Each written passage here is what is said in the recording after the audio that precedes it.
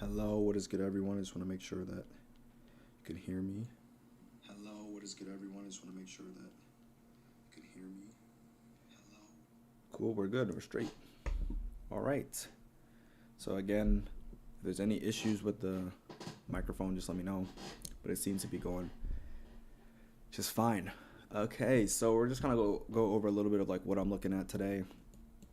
I am gonna be looking towards the upside today, looking for buys to see if we can take out Tuesday's high, but also there's some more key levels that I'll be looking at, like the PM session high from yesterday, or the PM session highs from yesterday. We have relative equal highs there, so I think that might be the target for today. But up here again, like I kind of had the idea that we would continue to trade higher. Now I didn't think that we were going to come here and just immediately go higher. Obviously, we had this volume imbalance and this fair value gap down here that couples up together. It looks like a good area to buy. I never wanted to buy up there. So price coming down here and us seeing this initial reaction right now, to me looks pretty bullish, looks like something that I would be interested in. For the upside, again, the 1 hour chart, these to me looked way too clean. Sorry, up here looked way too clean. So if anything, if I want to look for buys, which I didn't buy yet, but if I was looking for buys, it would have had to happen down here and we would have needed to see some response, which we did not get. And that's fine.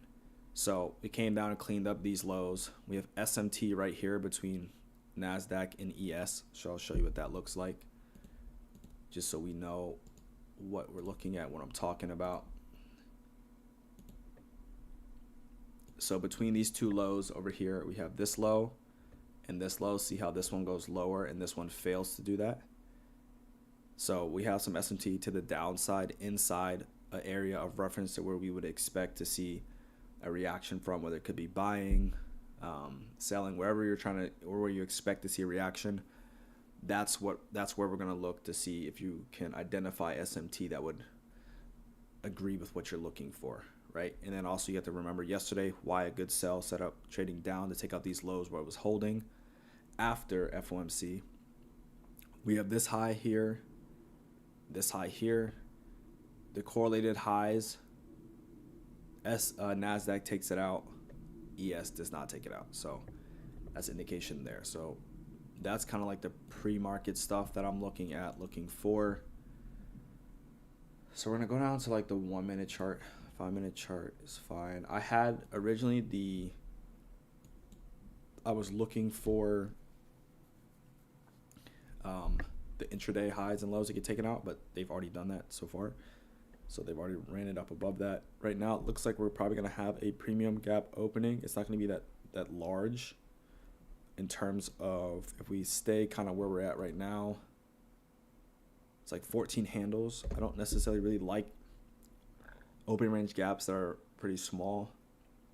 But if that is the case, and that's what we do get, it would be a lot of patience until probably roughly around 10 o'clock unless we can get something different. That's kind of how I'm going to look at it.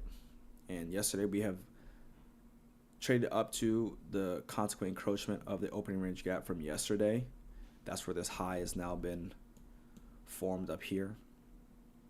We have ran into that, so we'll just be looking to see what we're going to be getting. But again, I am looking for more buy side just because of where we've come from and what we're expecting. So I'll turn on like what I have here. Where did it all go? Oh, I deleted that. So PM session high from yesterday. Look, these are really equal, clean, obvious levels where we could reach towards the upside. That's what I'm looking for, especially after trading down into that daily volume imbalance and fair value gap. So that's an easy target. We have Tuesday PM session high. And so when you're looking, or at least for me, when I'm looking for pools of liquidity that are important or key to me, I'm looking for session highs and lows, daily highs and lows. That's where the majority of the liquidity is going to be resting. So for me, the PM session highs from yesterday, look at that. They're really relative equal highs. So to me, it seems like that's a place where we could reach up to. We have the AM session high from Tuesday and then the AM session high from Monday, which are pretty close together. And so again, if I'm thinking and potentially looking at upside targets, that's where I'd be looking for. That's what makes sense to me the most as of looking at price, what's happening right now.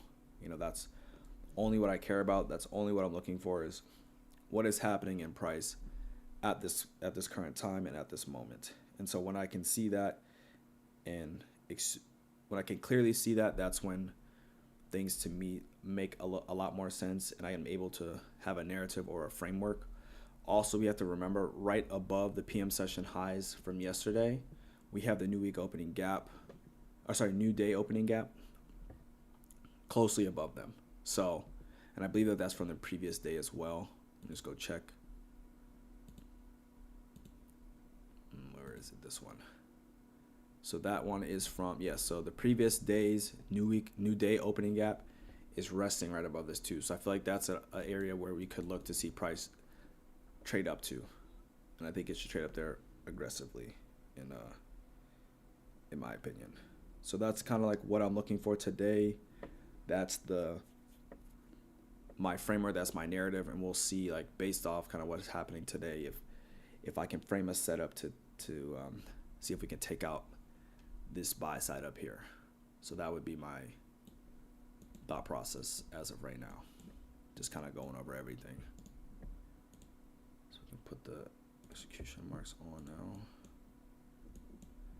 Then we can kind of make this a little bit more clear. Just let me know if you guys can't hear me at times. Just let me know about that. And then if there's anything wrong with the stream, just if you guys could let me know in the comment section or anything like that, I would definitely appreciate that. But that's pretty much like what we are looking for today. We're looking just to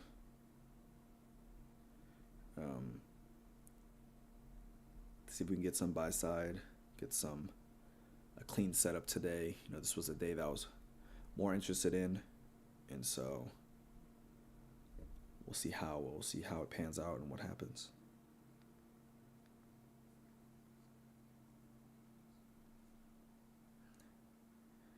I should have it on like the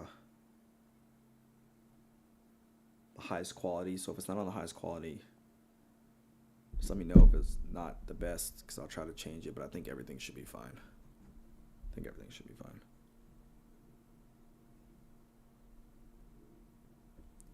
Okay.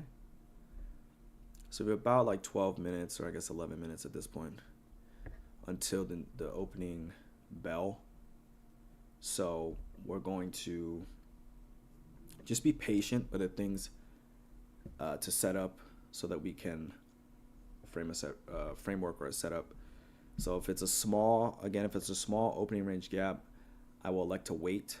I'll be a little bit more patient in terms of waiting for that setup. Probably will, again, be for me a silver bullet if it ends up being a small opening range gap.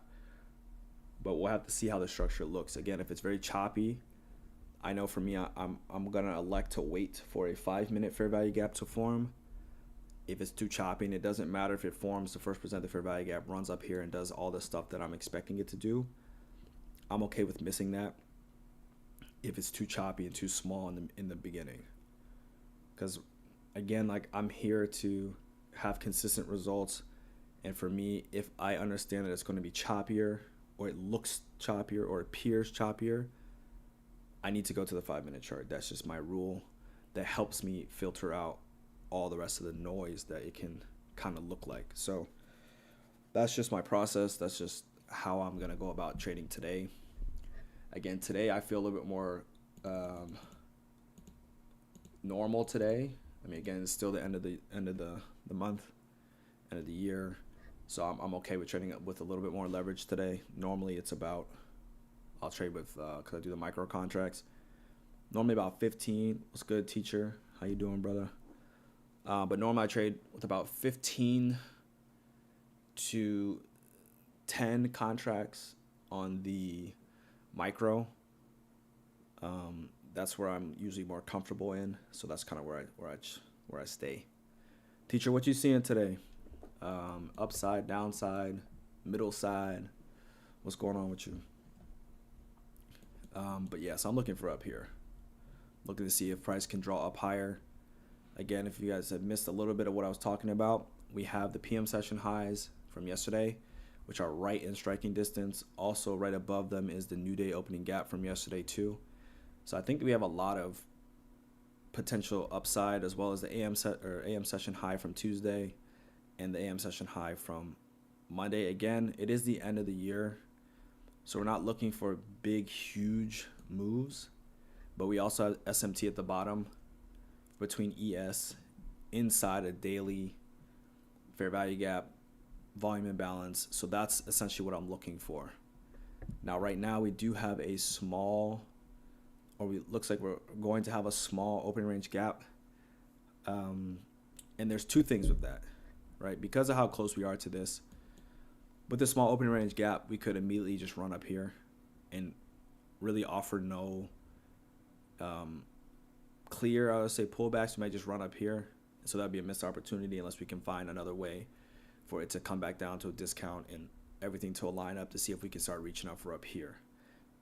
The second thing is, with it being a small open range gap, it can be very choppy and kind of trade sideways, and I don't want to be caught in that. So what I'll like to do, if it's starting to look like that, we have a lot of overlapping price action where price will run down, come up, run down, come up, and it's overlapping a lot. I'm gonna like to wait for a silver bullet, so I'll wait till 10 o'clock to take a trade if that's the case.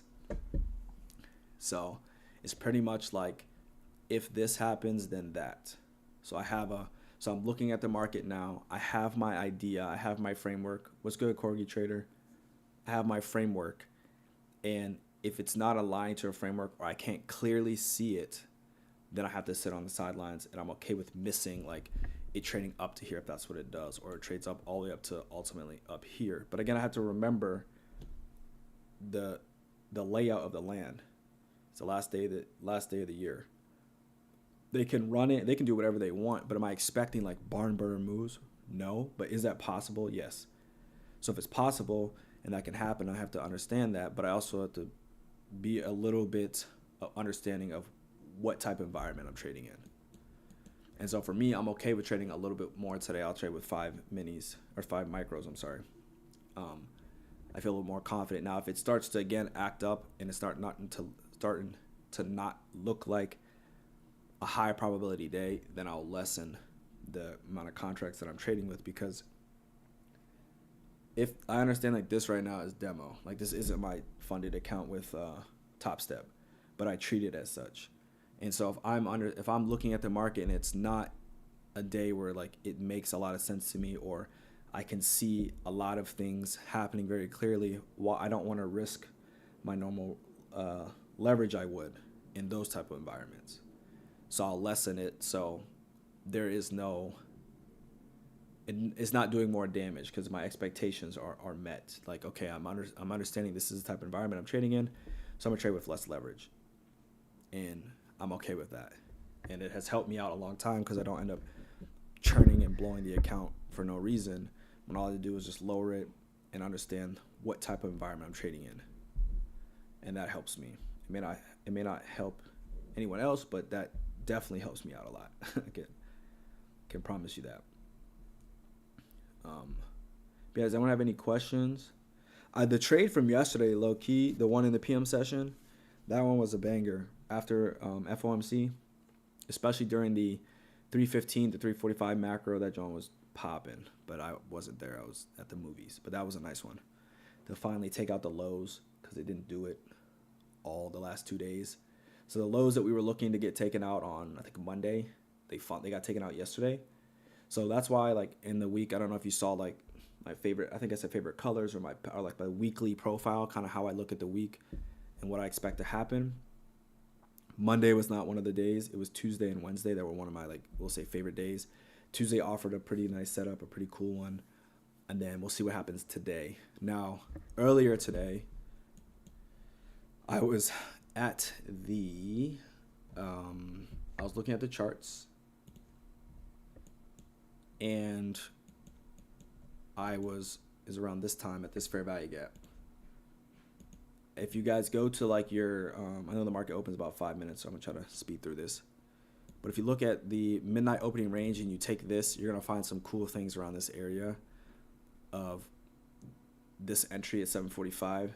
So it's gonna be very interesting if you go there and look at the opening range. Again, the opening range, or midnight opening range, I'm sorry, is from 12 to 12:30, take the high and the low, and then find the first displacement inside that area. If you do that and then extend this all out to here, you'll find a nice buying opportunity. Obviously, you see from here. I wanted to see it trade a little bit lower. It just didn't do that, which is fine. But yeah, I thought that this was interesting. Obviously, you'll see layered like fair value gaps here. So then you have on the 5-minute chart. Remember, there's a volume imbalance there. And then here's a fair value gap on the 5-minute chart. So everything's layering up there. Those are the situations that I like to trade in when I can see that starting to occur. And I trust that. I just want to see it trade a little bit lower. It just didn't do that. So all is good. All that's good. But again, looking for buy side. Anything like that. Corgi, did you do anything yesterday? Did you trade at all? Did you see any setups that were there?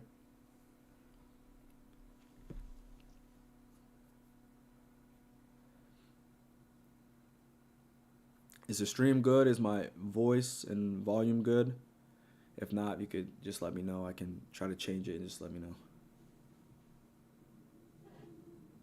Small win yesterday. Cool, cool. That's a dub. Did you check the morning session or was it the PM session? Did you trade?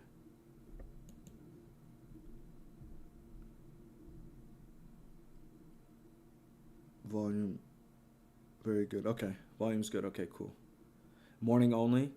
Yeah, see, my thing was in the morning. So, like, I've tried to think about that because I have to do a little bit more, like, looking into it in terms of which time or anything is going to be better if you want to trade in the morning. I'm thinking pre-market, especially ahead of FOMC. Maybe pre-market's probably a good time to take a trade. It'd have to be something that I would have to, like, look into.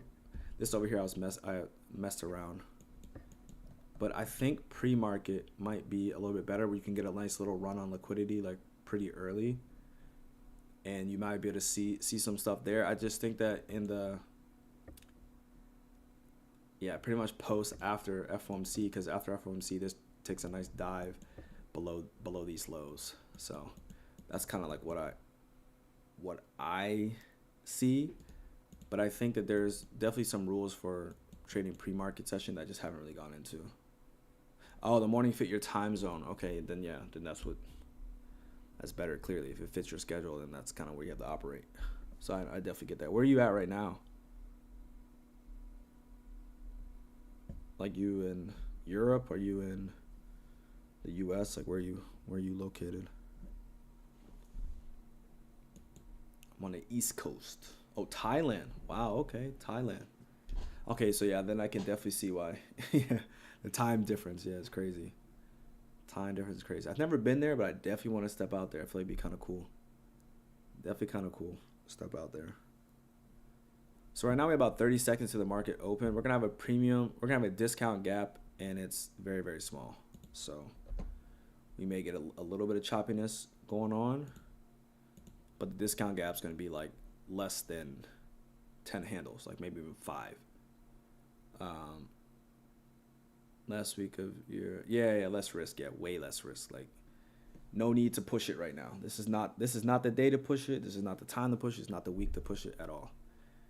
So we pretty much have a opening range gap of, we're about to see a whopping 7.5 handles.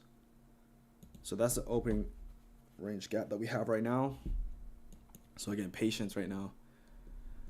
Don't need to risk or jump to get in. I was hoping that it'd have a little bit bigger of a gap, honestly. Let's go look at some other things real quick. Let's see what we're trading into. So we trade down into today's current new day opening gap, which is up here. We're trading down into that right now, but I'm not looking for that to initially hold some bullishness. It can, but I'm just, again, waiting for it to be a little bit more clear. Again, I'm looking for buy side. I'm looking for the PM session highs to get taken out. I'm looking for the new day opening gap from yesterday to get taken, to trade up to that and see if we can get Tuesday AM session high from Tuesday and the AM session high from Monday. That's pretty much what I'm looking at now. And I just want to see what we're getting first. Like, I don't want to see a lot of overlapping price action. Because if we are starting to see that, then I just have to be a little bit more. I just have to wait, and that's fine. But that's essentially what I'd be looking for. But yeah, no need to just try to risk a lot and to jump in and to prove point. Like, you just don't. This is not the time to be doing that. Not the time. There's better opportunities, better days. We had a little SMT at the top between ES. Let's show you. Let's show it. Interval. Here we go. So a little SMT at the top. I got nothing that's like crazy noticeable. But again, I'm still looking upside. I'm not looking at this as going to the downside at all. Not at all. I want to see if we can reach up to the PM session highs on Tuesday. I just have to wait for it to show up. Now, if this never shows up and just bleeds lower and never goes up, well, then I don't take a trade. There's nothing for me to lose on. There's nothing for me to even anything. You know, I'm looking for this to want to push up here, but I need to see something that's going to allow that to happen. And so I use the midnight opening range for some target projections, at least above the high. So above the high would be around 25,750 for the first target, and then above that would be 25,756.25. That would be the other target. And so just right above that, again, using the opening range, the midnight opening range, that's what I'm using for my target projections above key liquidity pool. So what I mean by that, let me show you because I got time. So this is the midnight opening range from high to low, and then using target projections. So for the low, we got negative 4.5. And for me, you have this low, but like using projections, this already takes it out. So I was like, okay, well, what? So 4.5 here was where you see the bodies are respecting it, and we started to see price move away. So I was like, okay, so I just left that there, right? I like it more when you have stuff like this. Like you have this PM session high, and then you have this 10 liquidity point up there. That's where I like to target there. This is the AM session high, same thing, and this is the AM Monday session high. So like those are the key points I like to look at, and I personally like to do either 1 to 2 standard deviations above that. That's where I tend to look. That's where I like, and so that's my process, I guess. So those would be like the other things that I'd be looking for in terms of if we can trade to the upside. We may not trade to the upside. This may just bleed lower, again, but I'm not looking for that. And if this bleeds lower, then again, I'm okay with waiting until the 10 p.m. or 10 p.m. 10 a.m. time frame or time window, and that'd be the silver bullet. And so we'll see and evaluate what we're getting there.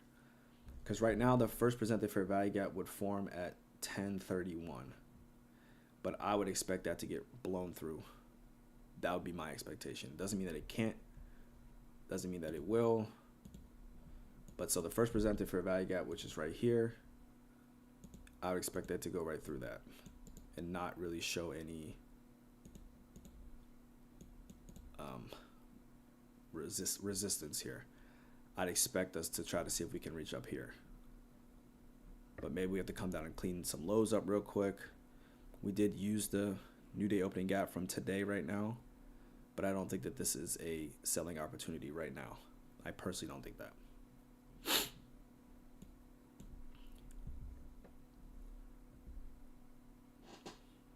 So we'll see the reactions and stuff that we're getting from here. But again, I'm looking to see if we can trade up to this highs up here, the PM session high from yesterday.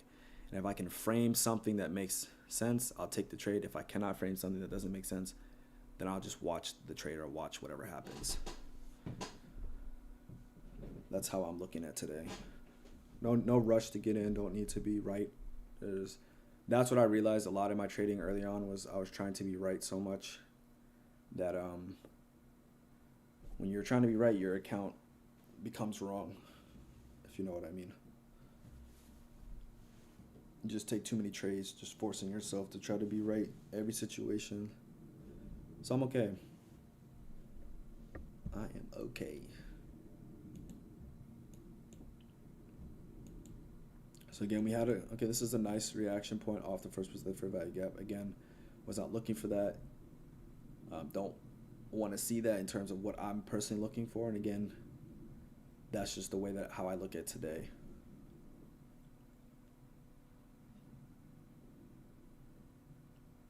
With having a very, very small opening range gap of 7.5 handles, I'm not interested in looking to get right in. I know that I'm waiting for a little bit more.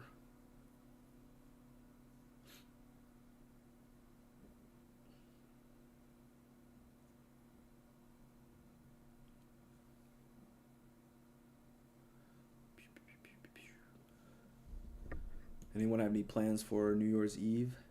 New Year's Eve? Do anything cool? Hanging out with some people? Just want to watch ES at the same time. See what we're getting. So right now we're trading back down into the new week opening gap from 2 weeks ago. Trading back down into that currently. It's just as big so you can see it. We have now almost hit the consequent encroachment of that.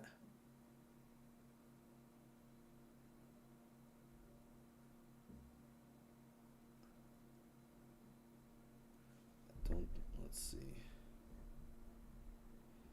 Almost there. Pretty much we've tapped that there. Okay, so just waiting.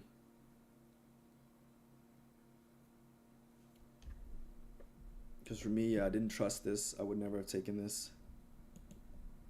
I don't like this. So there was nothing there for me to even take it. And I was looking for up here anyways from where we were in price. So this was not an option for me to take. I wasn't looking for that. I want to see if we can reach up to this PM session high from Tuesday. That's what I want to see if we can reach up to. What's crazy is if you take... Remember the place I was talking about where I said it didn't trade down low enough for me to take a buy? This actually traded down there right now. So go to the 15-minute chart. I want to see a buy, and I highlighted this fair value gap specifically at 715. This I want to see it trade a little bit lower than it did here. It actually hit exactly where I wanted to buy, by the way. So let's see what we get here from this time. So I'm gonna take this off, and I'm gonna focus more on Nasdaq right now. So I want to see what happens here. Now this liquidity here has now been purged. This will be just, so just do sell side.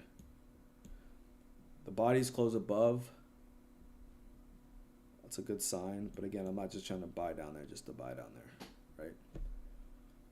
Let's see if we need to see if we can find or show support that it wants to buy, or like price wants to move away from it. I don't just want to just buy just to buy. But that would have been a nice buy if it had happened down here when I was waiting for it. It just didn't do it.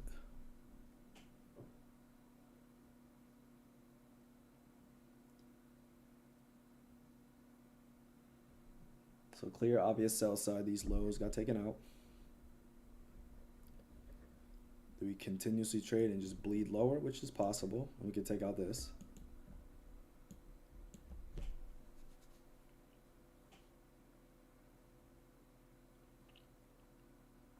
Again, I'm okay with being, let's go to the 5-minute chart real quick. So this is the fair value gap on the 5-minute chart that I wanted to see us trade a little. Why does this look different right now?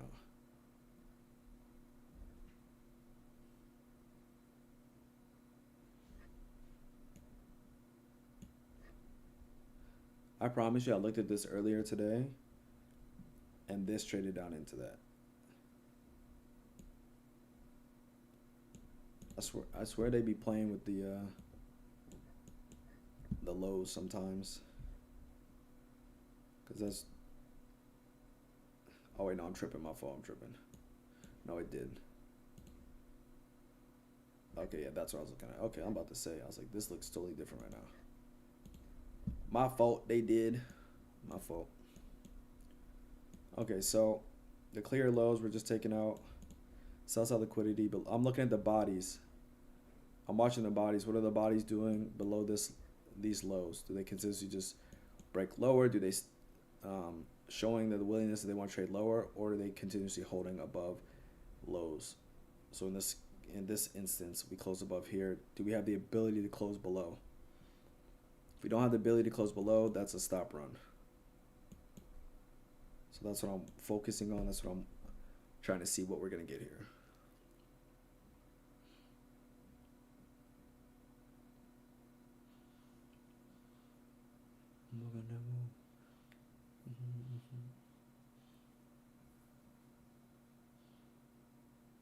See, I was trying to figure out, maybe you can't do it here on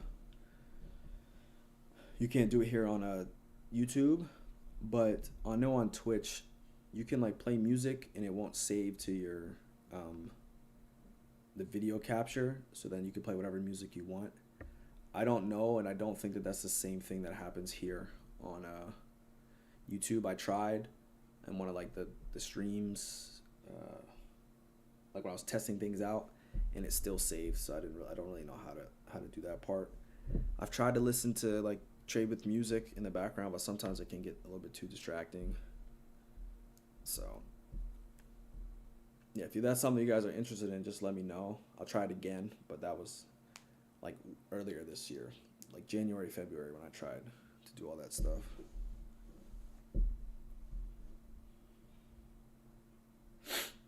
Again, just have to be patient. I'm not in a rush. I'm in no rush to do anything. So about a minute, 45 seconds.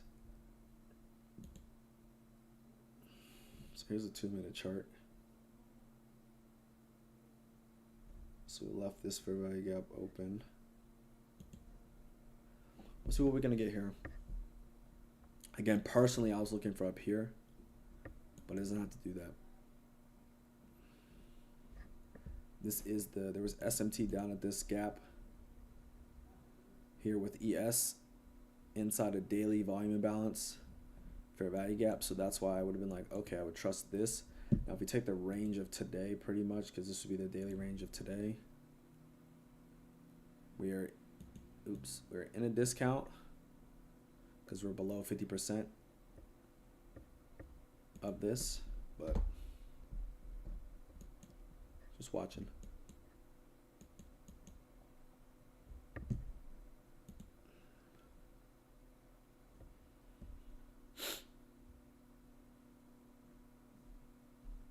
So on the, here, let me do this so you guys can see what time frame this is, 15 minute.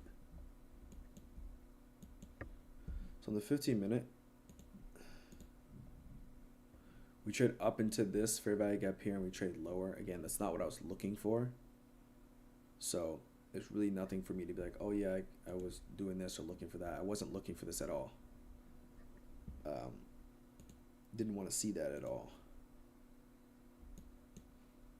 So these could be in jeopardy, especially those down there. But again, my eye was up here because of where we were in price.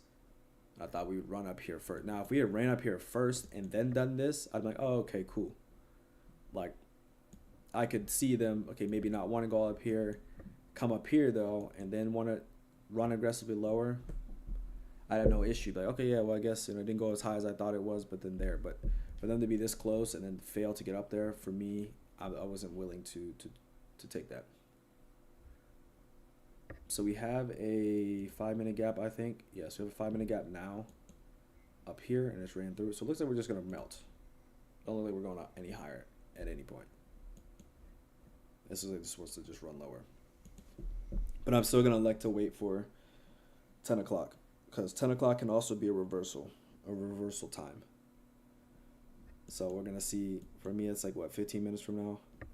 We'll see what the market looks like then. Because, again, I'm never in a rush to take a trade. I'm never in a rush to get in. So right now we're below.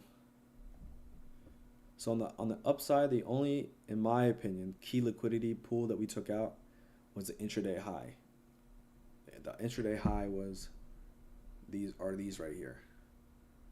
That was the only key liquidity pool that we took out to the upside, but I wasn't I thought like more for my liking, I would have liked the PM session highs from yesterday to get taken out based off of what was there.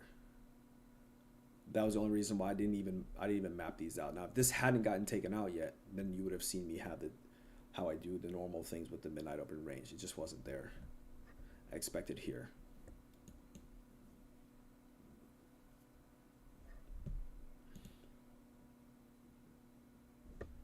But yeah, it looks like potential will close through this gap.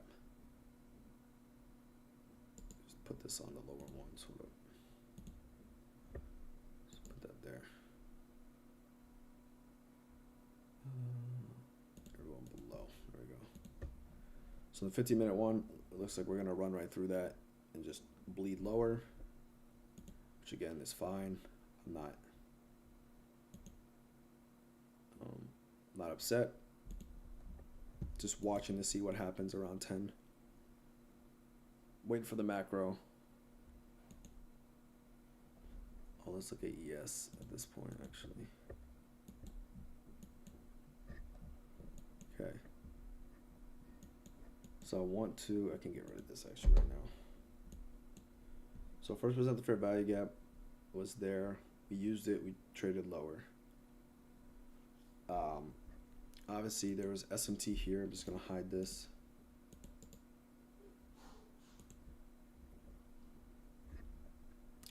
Yeah. So these look very clear, especially on this chart right here. On ES, they look very clean. Probably a place that price may want to trade down to, but again, I'm gonna wait till 10. I'm gonna see what the silver bullet offers in terms of a setup. Now, if I was, let me just go with time frame. This is the 2-minute chart. If I was a little bit more confident that price would trade lower and take this, I would have used this gap if I was actually looking for lower prices, which I'm not. I would have used this gap here because of where it's located, and then I would try to take it down here, but I'm not looking for that. But if I was, this is the gap that I would specifically use there and then look to take out that low.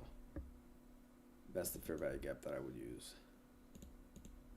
But that's not what I'm looking for, so I'm just framing out to at least so you guys can see what I'm looking at, what I'm thinking about, so you can see it. And the reason why I would do that is because the new week, midnight opening gap. Sorry, it's not even a midnight opening gap. It's a midnight opening range. The negative 1 and the negative 0.5 are in this area, overlapping with this gap. So that's why I would trust it. That's why I would see it there. We've traded below it. We have a lot of balanced price action up here. So you could trust this gap and then take it lower. Just for me, I'm not looking for sells. That's why I'm not just going to just jump in and just take this sell. That's just my personal thing. I'm not just going to do that. I'm going to wait till 10. Again, if I was not waiting till 10 and I was already looking for sells, I necessarily wouldn't have trusted this one. And then this is the one I would have taken. Just so you guys are aware of like what is going on in my mind. And also for myself, because these things are also, we can call them journal entries for me as well. Like going back and watching these and to see like where I'm thinking, what I'm thinking about, because that's also very, very important to gain that understanding, to see where and what you're thinking at what time. So it's very important. So if you even have a notepad next to you, be like, okay, around, what time is it? 9:50 during the macro time. This is what I was expecting in price. This, that, and the third. This is like my journal. My journal entries are these. This would be my journal entry. So I can go back and always watch these on the days. And then I also do my journal entry at night. Right before I go to bed, I'll click on there and be like, okay, this is what happened today, regardless if I took a trade or not. That's what your goal is to do. So again, if I was looking for sells, this would be the fair value gap that I would trust and take down to here. But because I'm not just going to jump in. I can't do that. If that happens and it does that, it's like, okay, cool, that's a thing that I note down, thing that I write down and collect for experience. And this is wrong, by the way. It should be here. I didn't see the volume imbalance. That's where it should be. So that's the actual gap. I had that incorrectly. Look at the bodies, 50%. They're being held there, but again, I'm looking up here. I want to see if we can frame anything that's going to get us up there. If not, it keeps going lower. It just keeps going lower. Also, again, I said 5-minute chart, so it has to be a 5-minute gap, which is up there. Hold on, this is what I want to do. Let's not change that. So 5-minute gap is literally overlays with this. I don't want to put too much on my chart. When I have too much on my chart, it's too much there. That's why I have other charts that have all the other stuff on it, because then I can look at them. But when this starts to get too busy, then I get very, very confused. I don't know if that happens with you guys, but I just have all these things all over my chart. I don't know what's going on. I don't know what's going on. So no, again, I explained to you why I would have looked for this one if I was looking for shorts, but I'm not. So hopefully it's not an inside day. Again, I just want to put this here. So I know that we can take this off, by the way. I don't need that. So I know where the 5-minute gap is. It's up there. Let's put that to a different color. Let's do it like purple. And it overlaps with the 2-minute gap. So if you were to like, I don't know what they call it, but to make it better, make it more clear, make it so it makes sense on the 2-minute gap or 2-minute chart, it'd be all the way up there. But again, still notice the bodies of the candles are still staying within that as of right now. That's where they're staying. Does anyone have any questions or anything?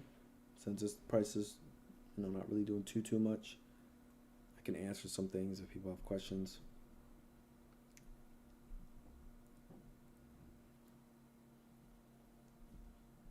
But for me, I'm looking for 10 o'clock. This right there.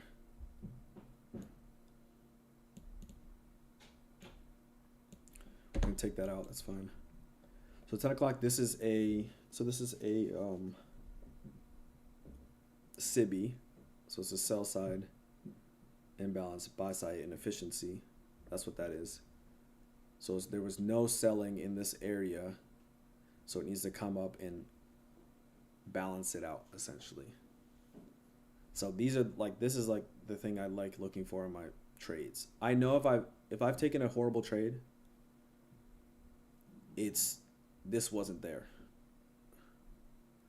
I'm done. I short small risk for that. Okay, cool. Chilling. Yeah, bro, good trade, man. But yeah, for me, it's just like it has to, like, there's certain things I want to see, certain things I just need to frame up, and it just wasn't there for me. So now this is trading up into the 5-minute gap. Remember how I outlined that? 5-minute inefficiency here. There. This is all balanced above. So we'll see if it can come up here and then show convincingly that it wants to trade down here. Then that's something I'm willing to weigh out, but I realistically want to see up here. But we still have 5 minutes till that happens, so I need to see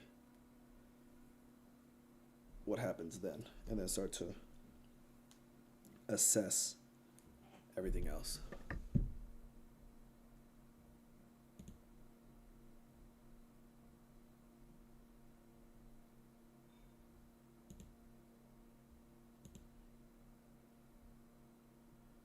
Right now we're sitting at the upper end of a volume imbalance on the daily chart, so it's kind of what we're hitting into or banging up into.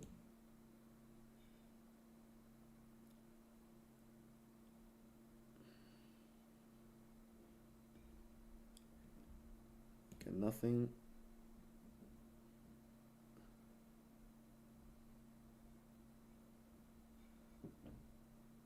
Nothing too crazy right now for me.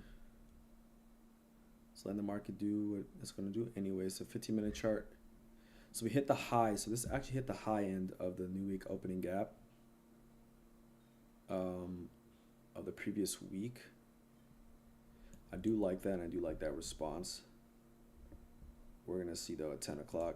Because I could be wrong on direction, and that's fine. Let's look at this sell side.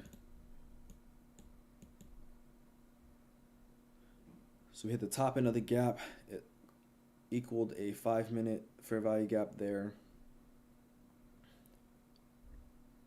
And it looks like we're going to close through the lower end of... So here's a fair value gap here that potentially is going to form. It needs to form in 30 seconds. It's not there yet. It may not even trade up to that point. Where's Zibi? So many of these right there. And if it does, it's here. If that's in fact the way that it ends up going out, it'll be there. And so we have, what, 3 minutes until 10? So I just have to wait patiently for that. I want to check ES again.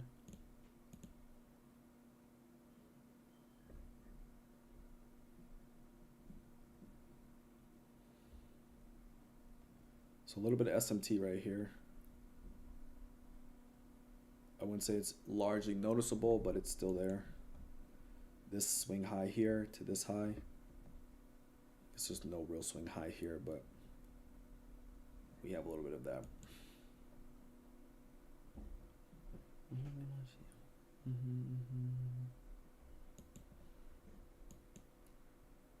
So within, we got 2 minutes left, for about a minute and 20 seconds or so.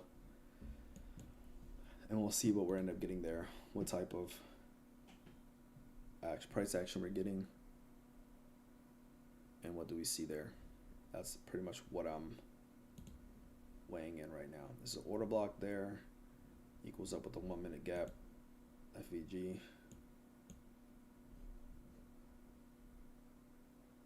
This is here. That's the SIBI.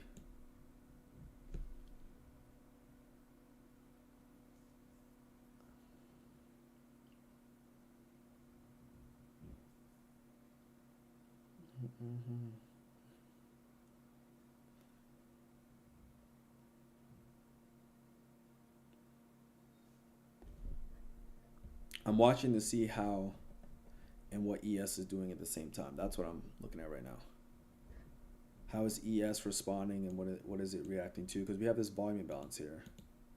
And if a volume imbalance can hold price, it's one of the weaker ones of ICT's PD arrays. It's one of its weaker ones. So if it can hold price, then that's a good sign for the downside, that it will probably most likely want to make a sweep below those lows. Sorry, hopefully you can't hear the dog barking, but you might have. Sorry about that.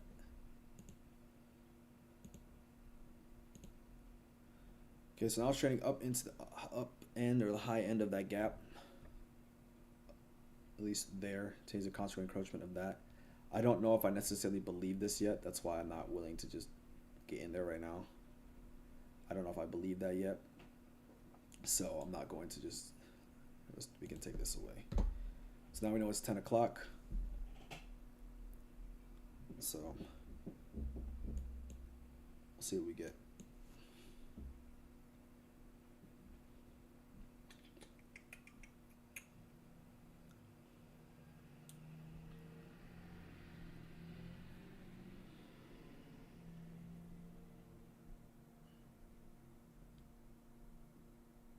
Hitting this is convincing.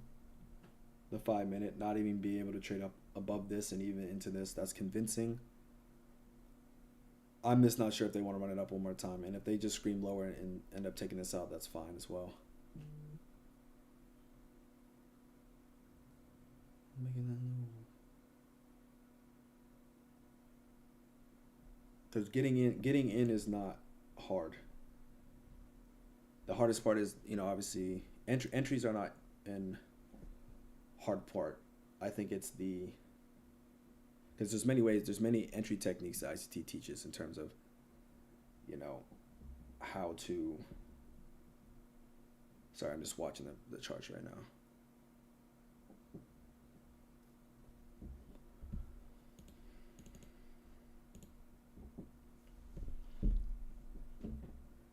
So if it closed a little bit more convincingly below the low, I would have looked at this in terms of immediate rebalance. So I'm not going to take that one. I did lessen it since it is opposite of what I was thinking.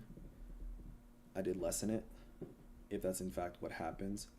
I'm still, for whatever reason, thinking that we're going to probably try to go the upside. So that's why I'm a little bit more hesitant on taking this, because I don't want to sit here and go against what I potentially believe could happen, and I'm okay with being wrong. If it does trade below this low, I'm okay with that. I just feel like there's something about this to me right now doesn't look right. So that's why I'm not willing to just be like, oh yeah, I'm just going to go sell it right now. It doesn't look right to me.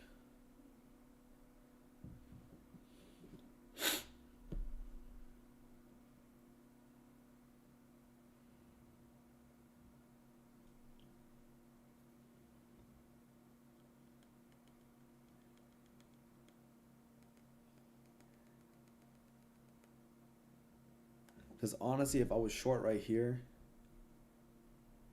where it is, I would not like where it's at right now. If I was short right here, like it to come up, I'd want to see it. Like if it was consolidating below this low, okay, cool. Right above this, that's cool. But we're consolidating right here. I don't like that. Because I always try to like look at both angles. Okay, if I was short right now, would I feel good? If I'm buying right now, would I feel good? If I'm buying right now, would I feel good? No, not either. If I'm shorting right now, will I feel good? I feel better if I shorted up here in the 5-minute gap. And again, this could just wait and then like in 2 candles, just boom, boom, and come down there. It can do that as well. But just something is telling me right now just to wait. Telling me to wait.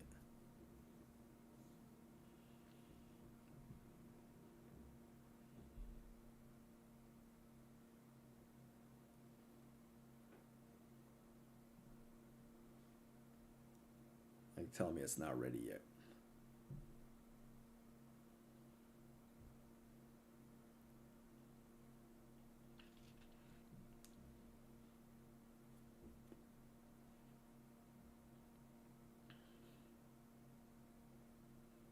Because I want to be able to put my stop in a logical area and not just like I don't really want, unless I see something very clear, I'm not putting my stop inside a 5-minute fair value gap like that on a 1-minute chart. That's not happening. I'm not putting it there. I'm not putting it slightly below. I just don't trust that.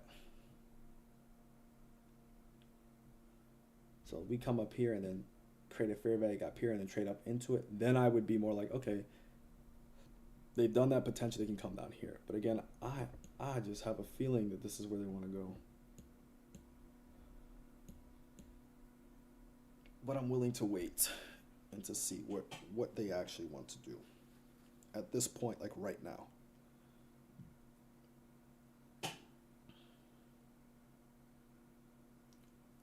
So again, we get something convincing outside of this gap right here. Again, I'm watching the bodies as well. But something convincing outside of this gap right here, then I'll be willing to do it, but it's just not yet.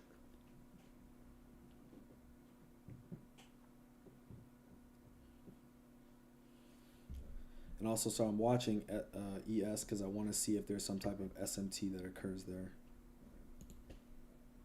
as well. And just watching the low.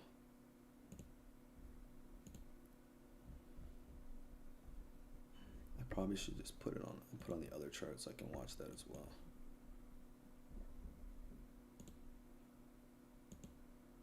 That's my main focus right now. But something's just telling me that ain't it. So I'm going to wait. I have it on the other chart just so we can focus more on this one.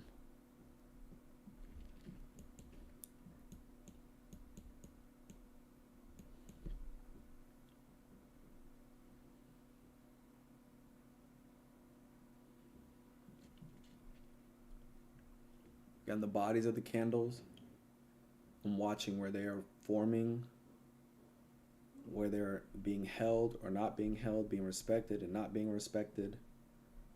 That's where and what I'm looking at.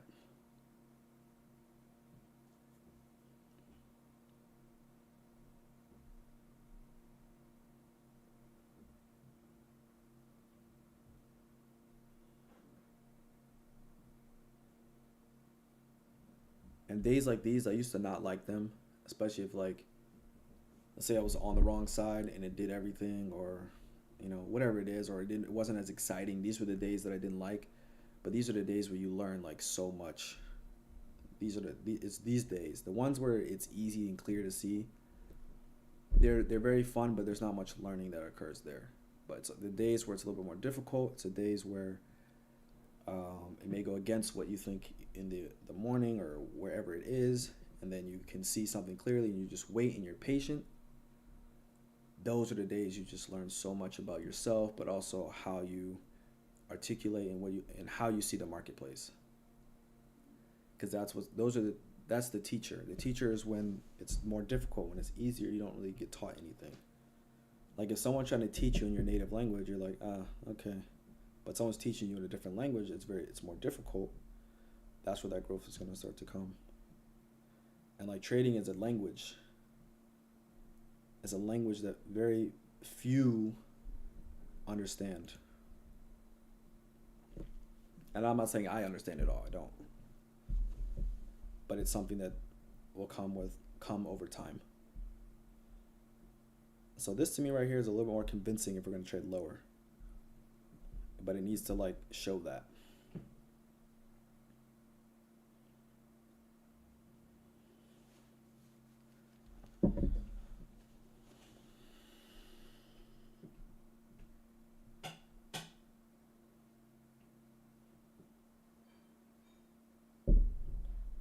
Needs to show it. I don't know why I feel like if anything, ES is going to take it out, potentially, even if it does, and Nasdaq won't. Nasdaq feels like it's just being held right now. Like this is a holding pattern right now, or time distortion. That's what it looks like right now. I'm just hoping it's not going to be doing time distortion until 12 o'clock. But if that's how it happens, then that's what happens. There's really nothing I can do about that.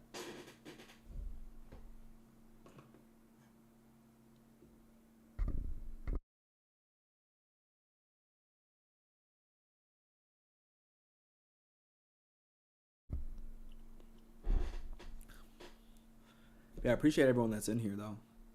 This is like right now watching paint dry. It's kind of cool. You got the studio. I got to come up with a saying. Something like, welcome to the studio or something. I don't know. I feel like that'd be kind of cool. Welcome to the studio where we watch paint dry. Something like that. But yeah, I need some like tough, what is the thing? For the, what's it called? The Stream Deck thing. Like where you can play sounds and stuff. I need like some cool sounds to be added to this joint.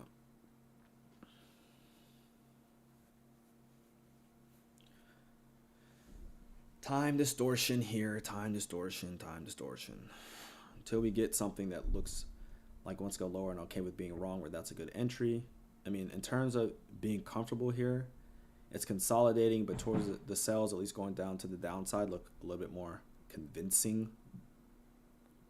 And so for me, out of this, compared to the last couple ones, it's okay. So what I want to see next is this. Do we have the ability to hold this and it be immediate rebalance? Do we have that ability right there?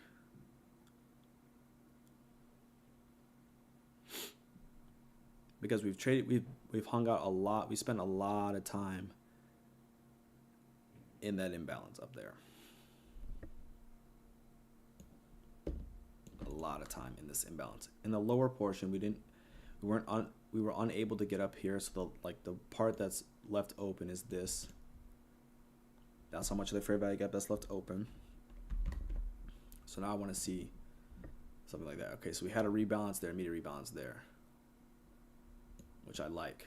Okay, we might just pour down. Thought about taking a trade there, but I wasn't as confident in that one. But the immediate rebalance was there. Okay, so that showed signs that I like. Now I don't think this is what I'm eyeing right now, actually.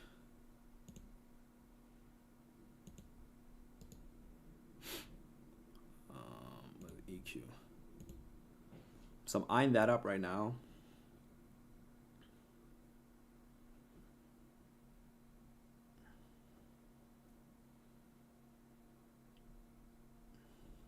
Let's see what we get here. Now, if we actually create a fair value gap,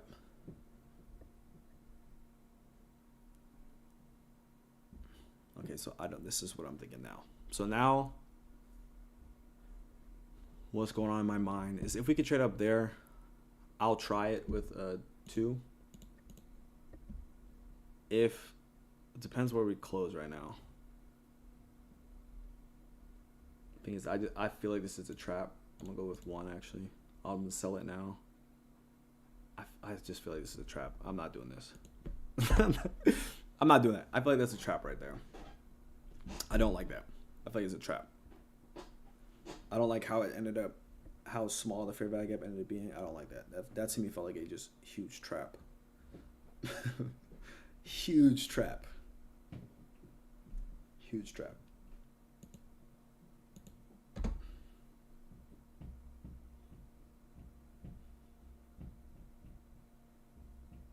Because for it to come down there and then create this little small gap, I'm not interested in that at all. And I don't want to fight. I'm not trying to fight for scraps, right? I either want the meat and I don't want the bones.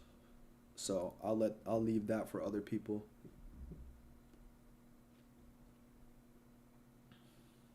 Again, it could come up here and just want to trade back in here and come down here. I just really felt like that was a trap. Like I feel like I've seen this play 50 times before.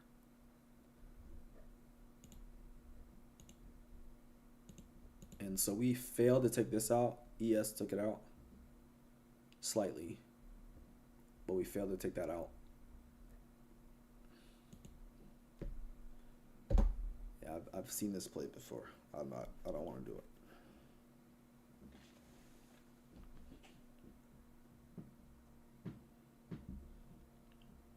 Anybody got any plans for New Year's Eve? I guess, what time is it over there? Corgi, what time is it over there actually? I feel like it's late over there. I feel like it's very late over there in Thailand. Could be tripping. 10:15. Yeah, that's late. So you got about 2 hours. 2 hours, you'd be out there. Yeah, 10:15. I'm telling you, if I didn't spend time over there in Germany, you would have said 22:15. I'd have been like, what time is that? I would have had no idea what time that was. I had no idea what time that was. But yeah, okay, 10:15. Yeah, so you're almost there. You're about to reach it. Yeah, I don't know. Something to me about that short just didn't look correct. And I'm glad I waited because this is just not it right now. It just didn't look right.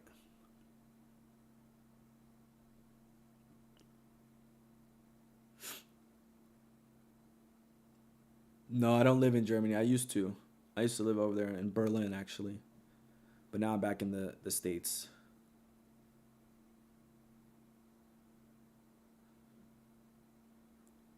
I'm back in the States now.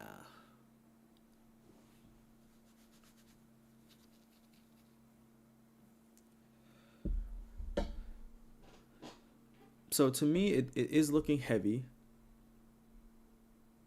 because of how it's unable to trade into the upper portion of these gaps. It is looking that way. It is appearing that way.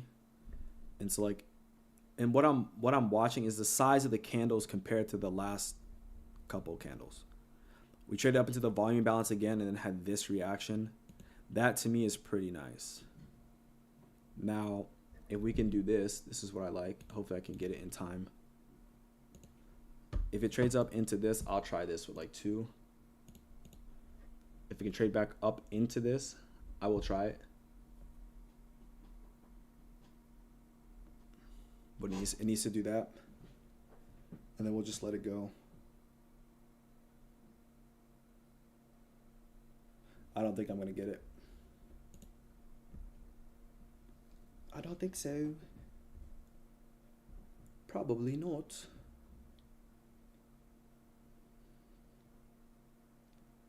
It's a little bit higher.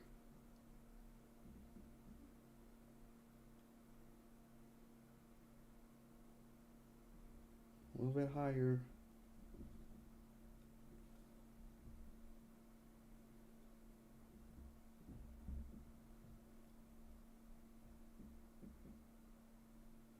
Yeah, see, I'm looking at the institution, so I'm gonna short that right there. Actually, that's fine for me. And then we're gonna attempt down here, and I'll show you what I was looking at earlier of why I was looking for that. So I took the immediate rebalance here, not thinking that we're gonna trade up into this. And so right now I am watching ES. As ES takes out a low, I'm going to buy one back. If it's able to take out that low. Okay, so it did. So I bought one back there. Now I'm going to move my stop here into profit, and then I'm just going to let it go. So that's how I'm going to do this one. I'm going to put it actually right up. No, I can't move. Once I move my stop, I cannot change. So that's going to stay there. So the reason why I took the trade, I was watching ES at the same time. I was looking at the immediate rebalance, thinking that that's what we would get because of the size of the candle that happened previous. And that's why I took it off their immediate rebalance. Now, if this comes back up and stops me out, then that's just what it does. I'm okay with that. Because that's the low, and I had said multiple times, no, immediate rebalance is it trading up to the wick. So if you see me, I tried to do it as best as I could. Let's try to zoom in a little bit. As soon as it traded up, so once it created this fair value gap right here, and then I looked at the time element, and then I was looking at ES. Again, this may come back and stop me out, and that's fine. I took a partial off at the same time ES took out its low, because that's what I was looking and what it looked like.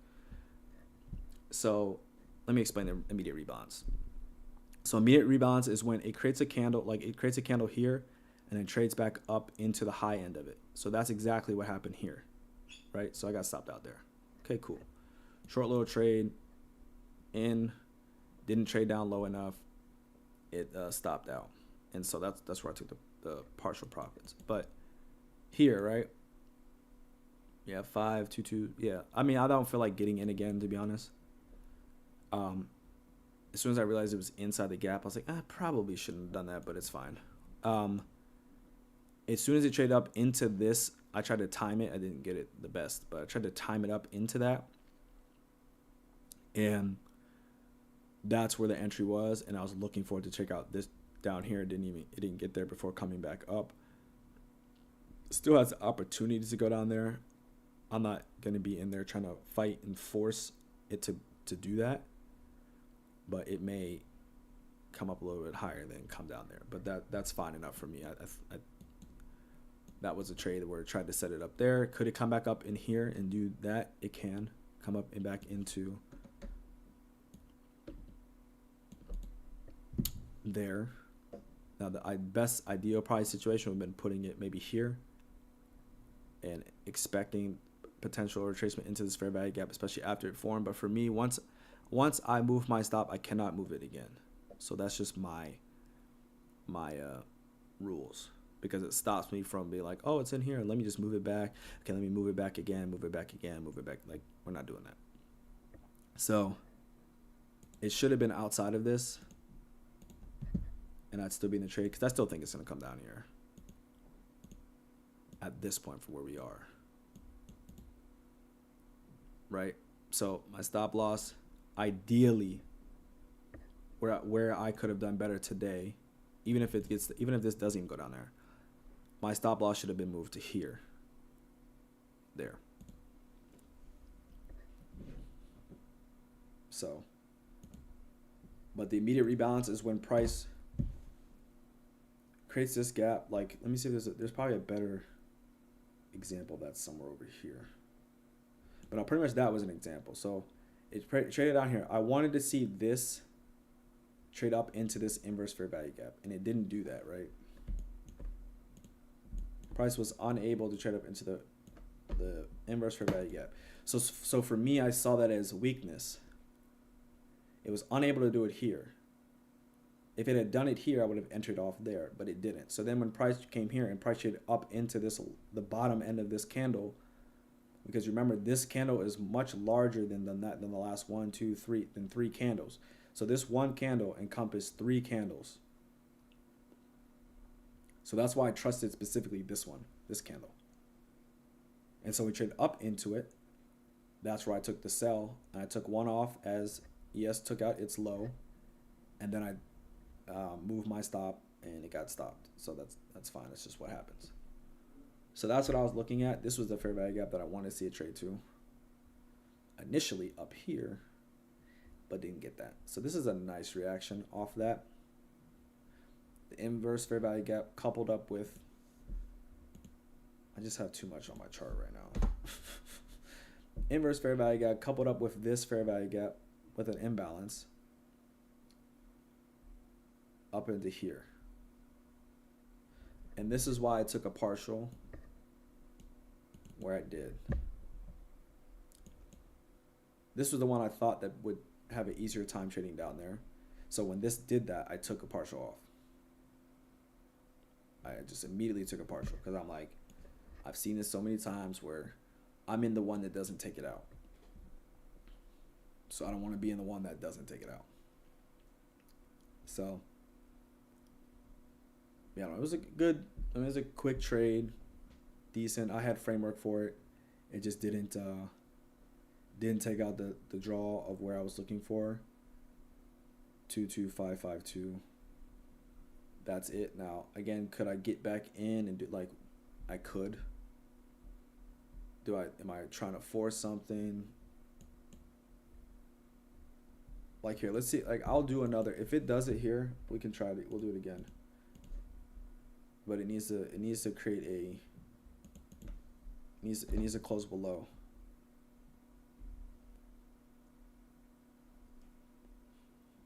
It needs to close below.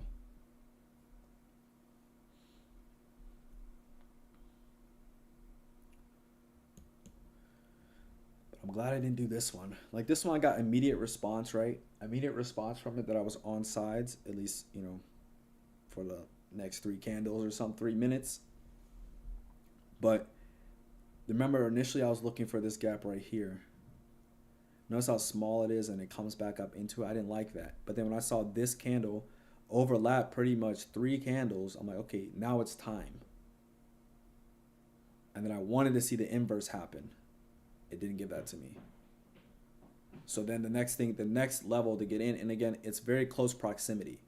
So I would be, again, if it closed all the way down here, I would not be looking for immediate rebalance, right? That's not something I'm looking for because it's too far away from price. So because it's too far away from price, I'm not going to look for immediate rebalance. That's when I look for the fair value gaps. That's when I look for the, what's good, Bruda? How you doing? That's essentially what I'd be looking for, right? So we have SMT here, massive SMT at the bottom. We're unable to do that. Now the thing is, how are we trading from here? Look at this candle compared to like literally almost everything over here. Everything over there.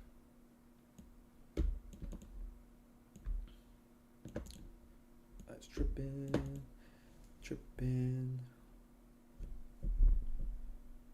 So yeah, this is kind of like what time is it? 10:26. So maybe this was was the reversal that I'm looking for or was looking for. And reversal tends to happen between 11 and 10. So we have SMT here, we have this gap here. So for me, before I say something, let me look real quick.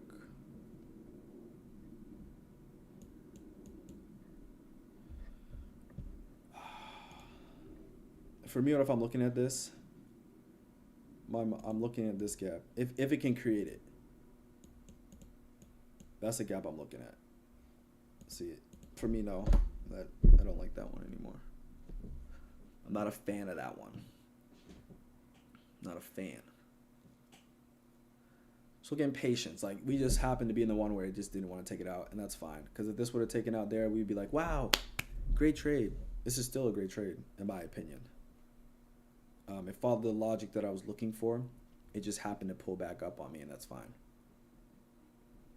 That's okay. So this is the gap here. So I wouldn't necessarily buy this. So now my thing is, okay, so I see this gap right here. How are we trading into this and what's there? Oh yeah, market makers. Yeah, no, definitely, for sure. We just traded up a little bit higher. So now my goal is, now I'm looking at, okay, so what is happening in this area? Are we seeing bullishness or bearishness at the moment? If I'm looking right now and I look at this candle and what has happened in the last minute or so, that to me is not looking as bearish. So if I lost, I mean, I didn't lose, but it just didn't go where I wanted to go, and I took a loss now, and I'm watching this. I'm watching the candles. We can extend this out right now. I'm watching the candlesticks. What are the candles telling me about what's happening in price? Well, right now, this showed at least a little bit of support. The body's closed above, and here's a candle up here. Here's the next one. So now I have to sit here and wait to see and look about what's happening. I already know that ES took out its low and Nasdaq has yet to take out its low. There's still that potential for it to take out the low. That is always there. But right now, what am I seeing right now? Like taking out everything that I want to see happen. What is happening right now? Well, we traded back up into this gap here. We've had a bullish fair value gap with an inverse fair value gap right here. And it has so far shown bullishness. So then I have to put this on the sideline until I can see everything of what it's trying to show and everything what's happening there. Right? So for me, it's like, until it wants to show again that it wants to go lower, I'm not interested in just being like, oh, it traded up into here, let me just sell it. I'm not looking for that. Like, I don't want to just, I want the precision. Like, yes, this didn't go down there, but there was immediate reaction at this level after I got in. It just pulled back up. Cool. I want to see immediate reaction in my trades. I don't want to sit in trades like this. So that's just what I'm personally not looking for. I don't even want that. You know what I mean? Like, I don't want to be sitting in a trade forever. And sometimes that happens. Tony, what's good, Tony? Tony, what's good, brother? So yeah, do I think it can potentially still come back down here? Yes, but you don't make money off of what you think, right? It's just like, appreciate it, Tony. You make it off of what is in the charts, like what's there. Like, I don't want to make a decision off of I think it's gonna go down here, so now I'm gonna hit the sell button just because I think it is. If that's something that you want to do, and maybe a lot of people don't do this. I was going to talk about this maybe in a video, or I was going to talk about this and like make some content, but I can talk about it right now until this shows itself again.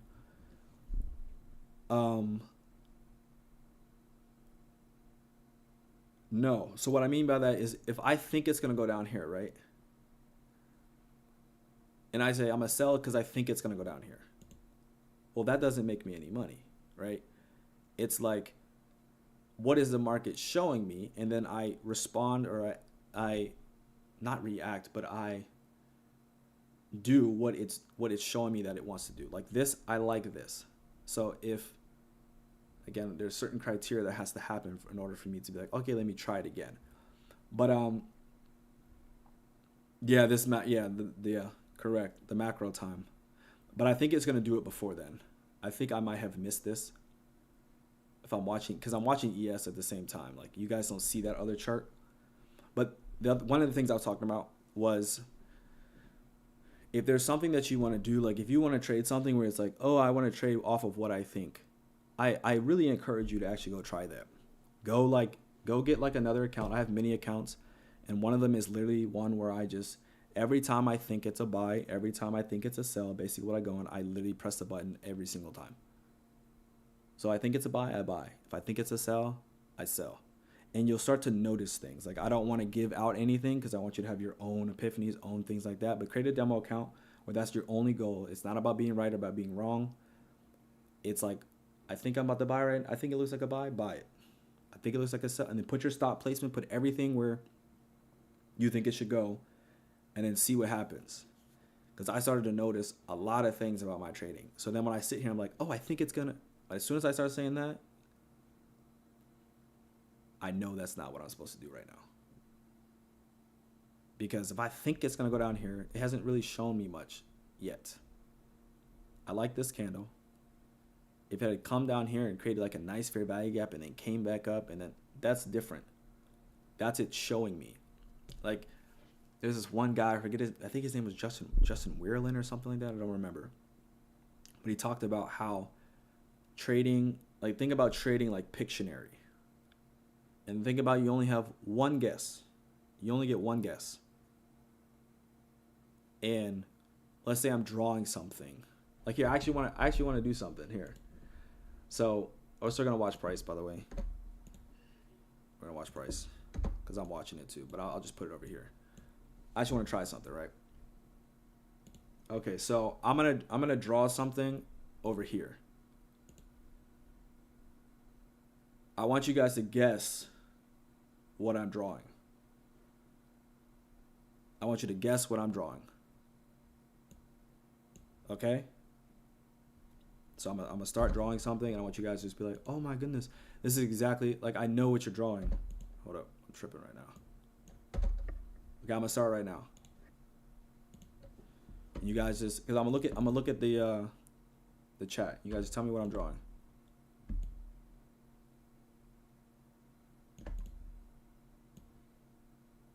And whenever you get a guess, you just put it in the chat.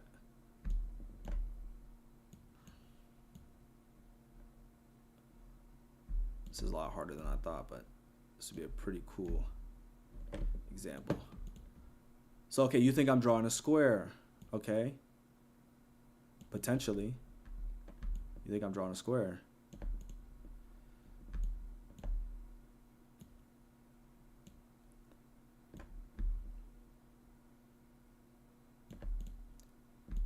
Okay, so we got a square. What else do I got?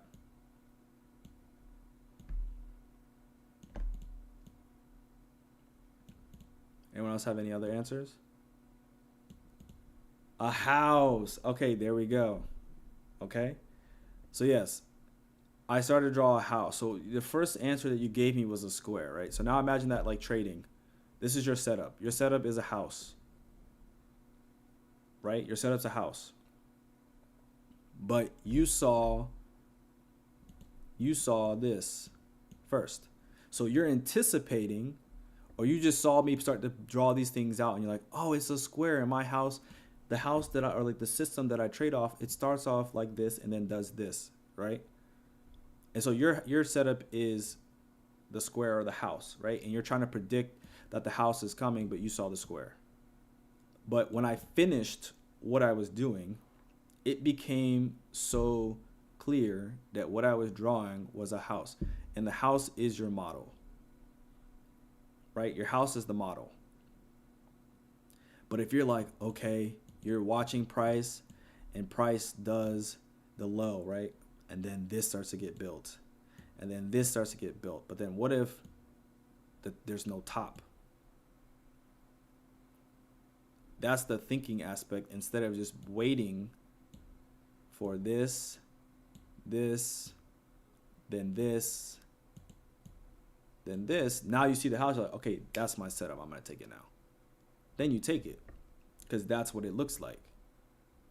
You see what I'm saying? So sometimes like we get into that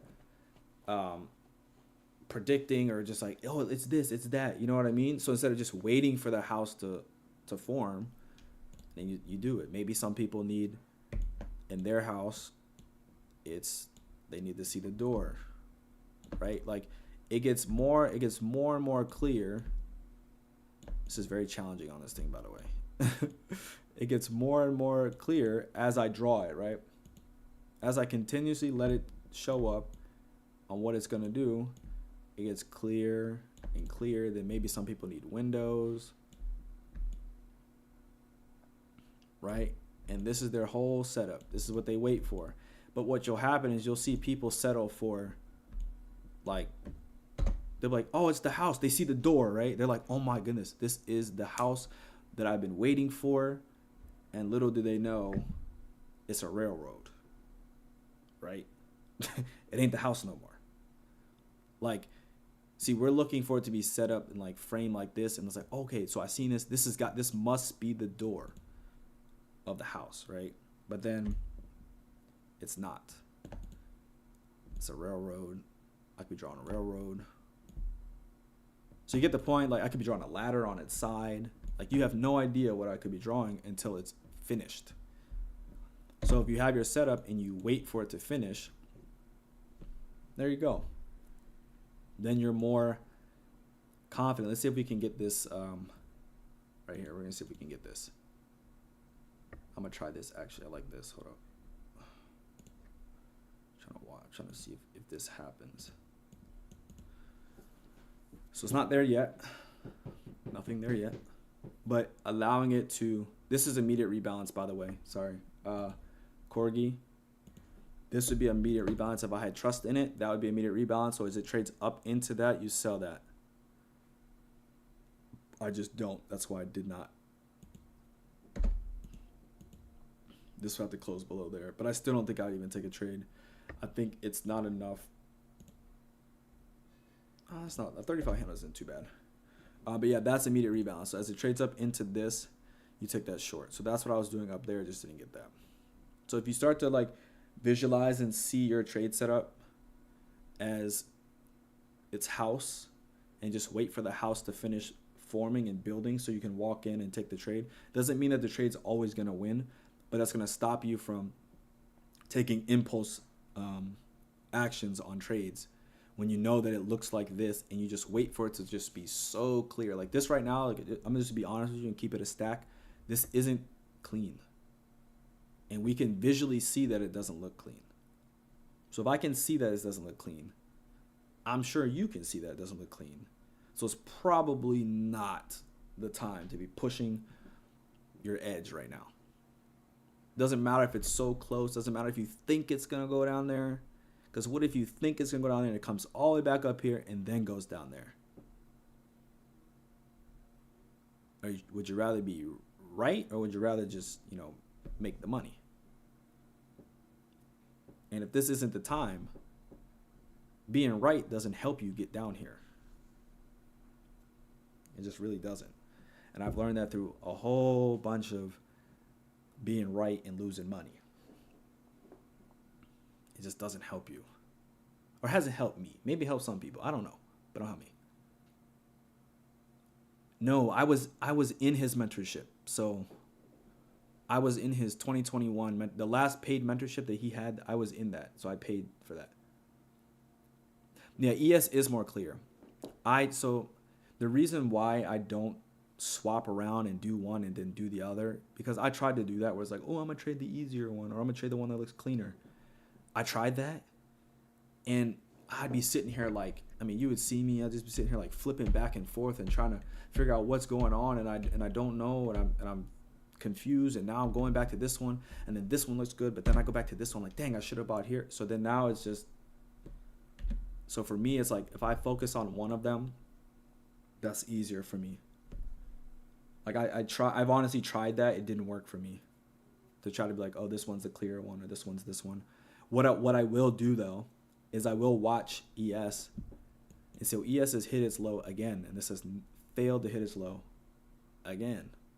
Not saying it can't trade down there, it probably will. But not interested in this right now. But I've tried that, and I was in his mentorship, Tony. So I did all that. I watched all those videos, and I watched them like Netflix for real. And yeah, not a great idea. I will tell you that. Not the best idea to watch his stuff like Netflix. You'll learn a lot, but then you're like, what do I do with all this information that I just learned? And yeah, but what I'll say, I was going to something else too. Sorry, I had messed up. So no, I think I may have finished it, but about pretty much creating a demo account in here in paper trading or whatever. And every time you think it's a buy, every time you think it's going to sell, do it. And that's going to train you to also see which ones are better and which ones are not. Like this one, I had seen this before, and I looked at the size of the candle. It encompassed 3 of them. We were here. This failed to get up to the immediate rebalance, so that's why I took it. I used to use Dixie a lot. I have Dixie going to, it might have changed now. Like this is, let me show you my higher time frame one. You guys will see that one. Hold up. If you can get bigger, there we go. So this is my higher time frame one. This is what I had on Dixie right now. So the other day on Sunday, I was looking at gold. So these are the levels that I had on gold. I thought that we would trade at least a little bit lower. Not this low, in my opinion. Not this low. But there was some SMT on between gold and the dollar. So I thought that we could potentially see this sell side down here get taken, obviously inside of this, based off what we had last week. So taking this to there, obviously there's OTE, this would be below. And so we want to see, we have a volume imbalance there with this. So potentially we can see it trade lower. But again, we have seasonal tendencies. So if the indexes tend to go lower during January, then this dollar is going to tend to be a little bit more bullish in January. So that's kind of what I understand is December, but that's kind of like what we're looking for. And looking at just a seasonal tendency doesn't mean that that's always going to happen. But that's pretty much like what I see here. And then with ES, how are we going to stay above this buy side? We could pretty much ran up there and have come lower, attacking this, which I don't even think that we've hit this on Nasdaq, but we have not hit this on ES as of right now. So I do use, again, so all of this for me, when I say like I've done this stuff before, is I try to not make my trading too complicated with too many variables. That's how it used to be for me. Very, very, I had too many variables, and it was honestly very, very hard for me to trade. I had like, Dixie, I had, Tony, you had mentioned the opening range. I had that on there. I've had, all this stuff on my chart, all these things that I had to do in order to make a simple decision is it a buy or is it a sell? And I just made it so complicated and complex that I couldn't, it was hard for me to execute literally anything. It's just hard to execute. And so I'm not trying to make this, it's already like, I don't want to say this is difficult, but this is a environment that is very unpredictable. And now I'm trying to add more into making a decision in something that's very unpredictable market, and I just don't want to do that. So it's not that you can't do it. If that works for you, then keep that there. Like if it's working for you and you're balling and you're doing what you need to do, you keep that and you don't change it. Yeah, you just have levels everywhere. Now if you are interested in certain things, like Again, why I was more focused on ES, because I thought ES would hit this low before. I already had that because it looked weaker. And when you're looking at this price action, oh, I'm on the wrong chart. Sorry, my fault. When I look at this price action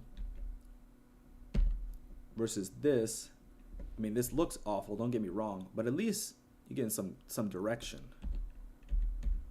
This is going sideways, right?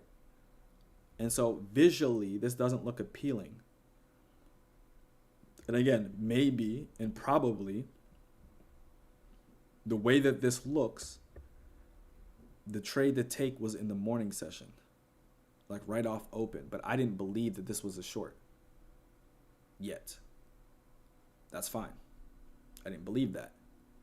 But look at this action compared to this. So visually, this doesn't look very good. So I'm not trying to be like, oh my goodness, like I was able to get in and finally get the low. Like there are days that are way better than this, that look better than this. And those are the days that I want to be involved in. I don't want to fight for scraps right now just because it's going down.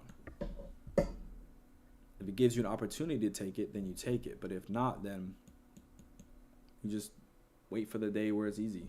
Wait for those days. You don't want to try to force it in days that are more challenging. Because right now we're 2 minutes into the macro starts. So if we're waiting for the macro,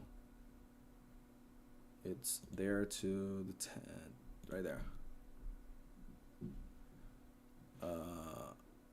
First one got out at midnight. Yeah, that's nice. So yeah, this one up here, I personally didn't believe it was going to lower. I thought we would go, if we had gone up here first and then did this, I would understand that. I was expecting it to take out this first. So that's what I was personally expecting from where we were. And then once I realized we had a very small opening range gap, to me and what I've seen personally for myself is I need to wait till 10. If I have any indication that there's going to be a small opening range gap, I had to wait. And it was 7.5 handles. That's not anything there for me. So I must wait. Sorry, I'm just trying to do the macro. I'm tripping right now. So this is the macro time. Yeah. Small opening range gap, very low probability open, and I don't want to be a part of those. When they're open and more clear, because if you look at all the trades, like look at the trades this week compared to the one I took last week. It's not even close. These don't even look close. And so if I know what it visually looks like to be in a market where it's more prime or better to execute in, those are the ones I want to execute in. I'm not saying I can't take trades on these days, but as you see, like this was a lot less leverage than I normally do. I think this one was 2? I saw 2. I'm usually in 15 to 7.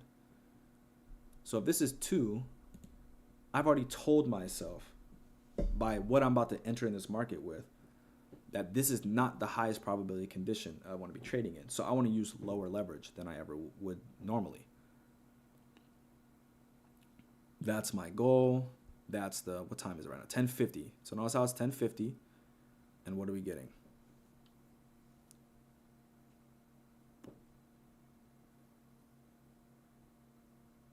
So you want to see large candles attack not only this, but down there.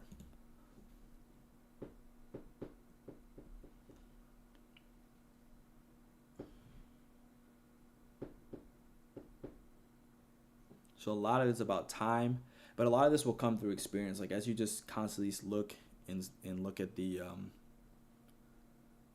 market, the experience factor plays into it to where you'll look at it and you'll see, okay, this, because Tony, you weren't here earlier. There was this fair value gap right here before it had pretty much really formed. And I was like, ooh, I like this one. And then from where price was down here, and then when it closed up here, I was like, I don't necessarily like that. To me, it felt like a trap. The only reason why I felt like a trap because I felt like I had seen this so many times before. So I waited. Then this candle, larger than the last three, immediate rebalance, got immediate reaction, but then it came back up. Cool, doesn't matter. But like to me, from entering in this and sitting through all of this versus entering here, taking a partial there, getting stopped out right there, is a way much better trade in my opinion than sitting through this. And going through the process of, okay, here's the inverse for value gap. Okay, it closed below it. Can it trade up to it? No, it didn't do it there. Okay, so the next candle was here. How close in proximity are we to the inverse fair value gap? Also, this fair value gap, we're pretty close. Am I willing to take the risk? Right? Am I willing to take the risk? The latter. Yeah. And so what's important is to go through your process and saying, okay, what entry models or what entry do I like and what am I willing to take? If you like fair value gaps, you got fair value gaps, inverse fair value gaps, and then usually those are always coupled or accompanied with something else. If you like immediate rebalance, that's another entry model where you're expected to trade up and then not come back up in here, which is what we got, but we didn't get it before taking this out. If you like, there's also things ICT had talked about in 2025 mentorship. Wicks can also be obviously used as an inverse. Now, I don't remember where we were. We were somewhere down here, actually, and I was looking at this wick. I wanted to see the reaction. We didn't even get one. So it wasn't something that I was looking for. But if you look at this wick right here that forms at 938, and we take the consequent encroachment, look how it hits right up there, right? Again, but what time does it occur after? It occurs after 10, right? After 10 o'clock. That's the high of 10 o'clock as of right now. Unless it does something wild that comes up here after 10 o'clock, that's the high. But like, why did I choose this low? Look at the wick, but also it's a swing low. It's just literally a swing low with a wick, which a large wick. And every time where price is below a wick like this, it can be above a high, it doesn't matter. That is a premium array. And so as we're trading down, you'll see we'll probably start to trade lower because ES is giving it up as well, and so this should follow as well. But I don't want to sit through all this. You know, I want to get in and get out, like get in and out. And so that's a premium array. It trades up into that. Again, that could have been a sell there. Got, you know, taken some off there. But again, I wasn't really looking for that at that moment. I was looking for a specific characteristic, and I outlined this gap because I thought it was important. Yeah, this was more my entry. It just came back up. That's part of trading. That's part of life. It just happens. It's fine. And now for me, it's like, do I want to be right and sell and just be like, I got it, haha, I was able to get the low? No. That was the old me that wanted to go on social media and say that even though I got stopped out here, I was able to get back in, and I still got some of the, that it's like, why? Doesn't matter. It really doesn't matter, right? So the fact that you're able to, on a day like today where like this earlier started nice, I just wasn't able to get that low down there. That's fine. But for me, I'll take a screenshot. There we go. So screenshot, the low was taken out. Perfect, that's fine. So now I go back in and I annotate exactly this because I saw this here, even though I didn't take it, and it goes down. Yeah, here we switched to low resistance liquidity run right there. Yes, we did. But overall, the day was, this was high resistance, like right here. Like you can see, it's consolidating, doesn't really, and then boom. But during the macro time, which is, let me just put that up a little bit. The macro time. So again, if you're starting to see these types of characteristics where it's very choppy, the macro times are going to be your friend. But for instance, this right here, like me just trying to say, you know, this is an inverse gap. I expected the whole price and I'm just going to take it.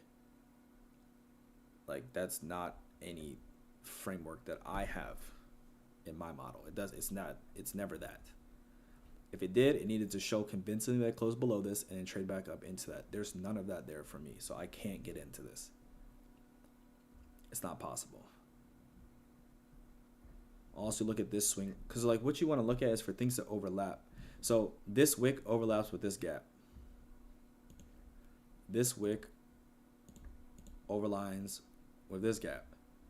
So look for things to start to align or overlap, and then you'll probably get the more high probability fair value gaps or high probability where entries. Doesn't even matter, just the entries over top of those. And that's essentially what you look for. So, you know, this was the trade of today. Unfortunately, it wasn't like any of the other ones, but you know what? That's fine. Like this happens in trading. These are normal things, you know? And the thing that used to plague me the most on days like these, it'd be that when, you know, I've gone through the day, I've done whatever, and like going on social media, then you would see other people and what they were able to do or whatever. It doesn't even matter. And like that will deflate you if that's what you're looking for and comparing yourself to. What I'm comparing myself to today is how I used to execute in days like this. This used to be a entry that made no sense anywhere. Sells everywhere, then switching to buying, then my account's blown, then I'm paying for a reset. That's what these days used to look like for me. So I'm very proud of that. And you also have to like write that stuff down in your journals and write that stuff down and tell yourself that, because majority of the time what most people do in their journals is they destroy themselves in their journals. Like horribly destroy themselves in their journals. And that's just, see, I'm looking at something that happened on the other chart that's I'm really amazed at, sorry. So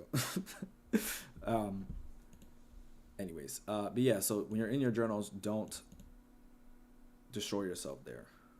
That's where you pick yourself up. That's where you show like it may not have happened this way, but I'm still learning, right? That's the type of verbiage that you use when it doesn't go, let's say, the way that you had planned. Like I'm not gonna sit here and be like, well, I thought price was gonna trade to a PM session high. It didn't do any of that. All it did was trade lower, and it did. That's not how I'm gonna speak. I'm not gonna degrade myself because it didn't go the direction I thought. If I were to give you like an idea of like what I would say. So I would say, you know, pre-market.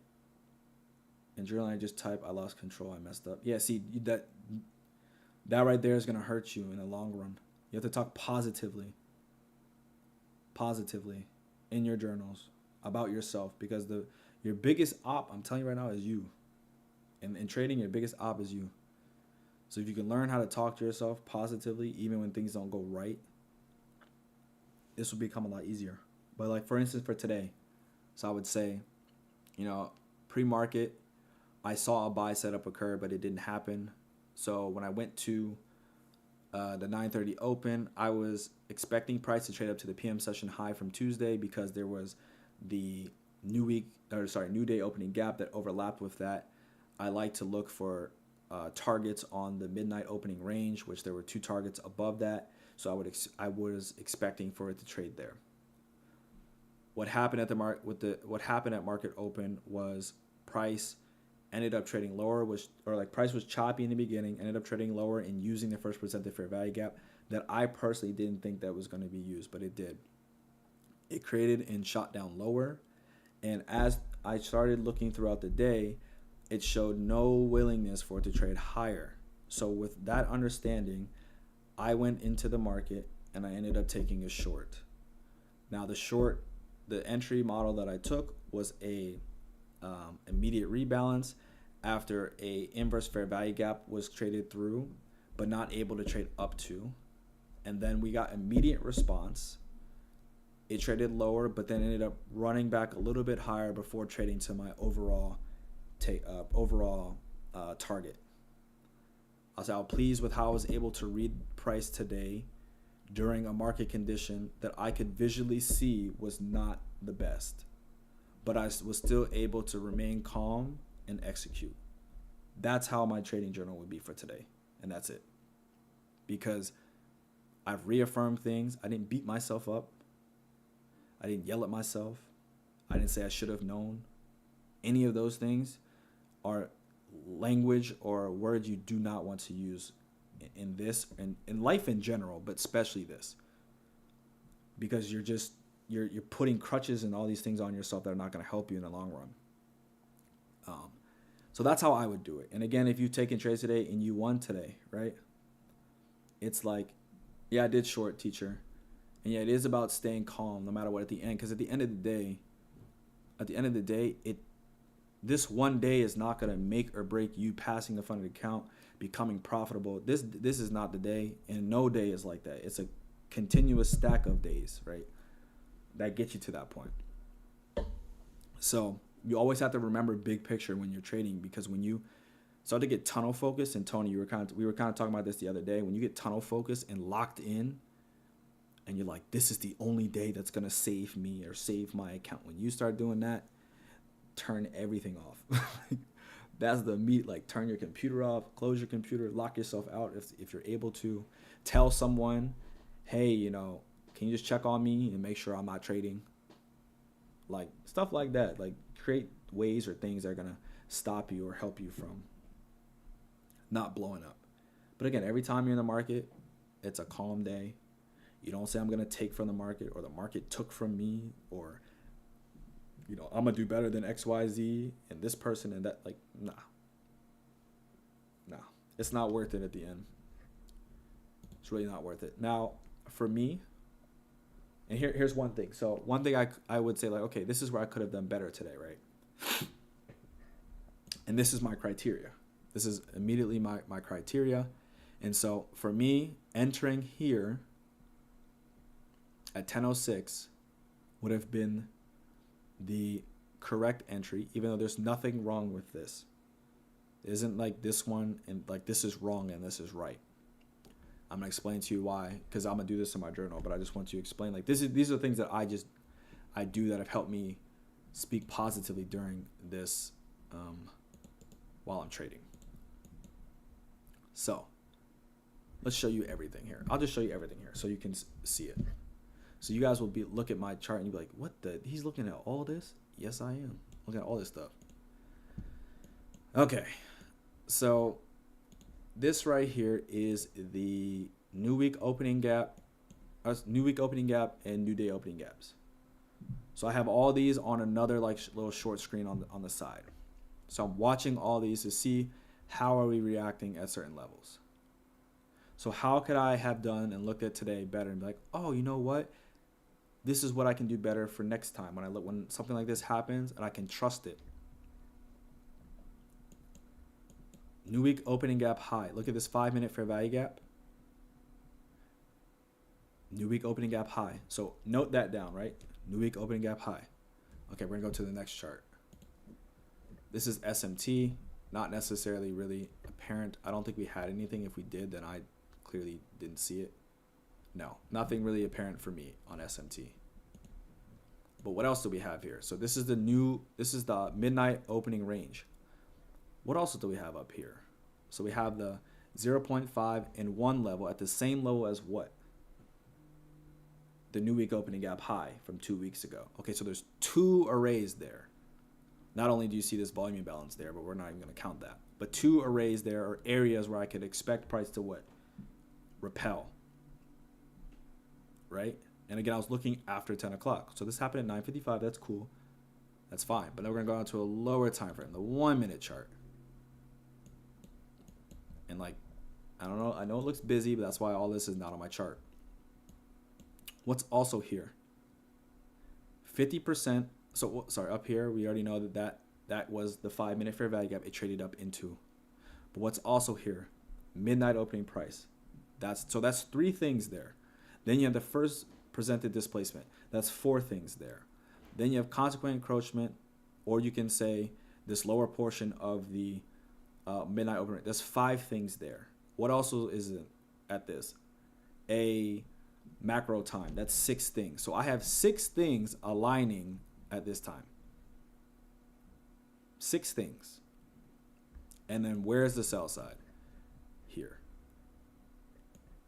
And if you wanted to like really do this correctly, because if you're aiming for that low, we would have to put a different target on it. Maybe 5. Might be -5. So you have -5. And again, like I say, I like to do 2 below. So we have this low. So technically that, yeah, we'll do -5 and it'd be -5.5. And then it'd be -5.5. Would you look at that?